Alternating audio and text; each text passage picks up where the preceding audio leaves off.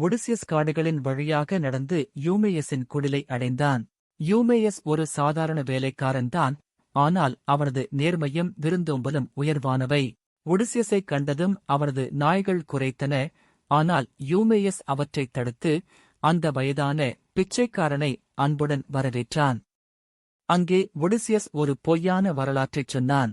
தான் கிரீட் தேசத்தைச் சேர்ந்தவன் என்றும் திராய் போரில் ஒடிசியஸுடன் போரிட்டவன் என்றும் கூறினான்.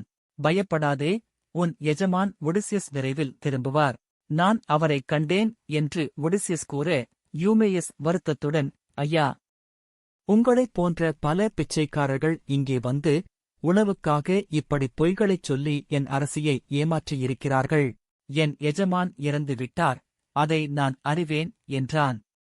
யூமேயஸ் தன் எஜமான் மீதான அன்பையும் இப்போது அரண்மையைச் சூழ்ந்துள்ள தருதலைகளின் அட்டூழியங்களையும் விவரித்தான்.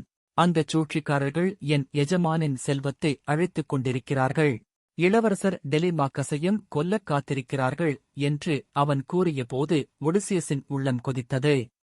அன்று இரவு குளிர் அதிகமாக இருந்தது. ஒடிசியஸ் ஒரு தந்திரம் செய்து யூமேயஸின் வீரத்தை சோதித்தான். அவனது விசுவாசத்தைக் கண்டு மகிழ்ந்த ஒடிசியஸ் அவனது சிறிய குடிலில் ஒரு கந்தல் போர்வையை போர்த்திக் கொண்டு படுத்தான். தன் எஜமானின் வருகைக்காக ஏங்கும் அந்த எளிய மனிதனின் அரவணைப்பில் மாவீரன் ஒடிசியஸ் தன் முதல் இரவு இதாகாவில் கழித்தான்.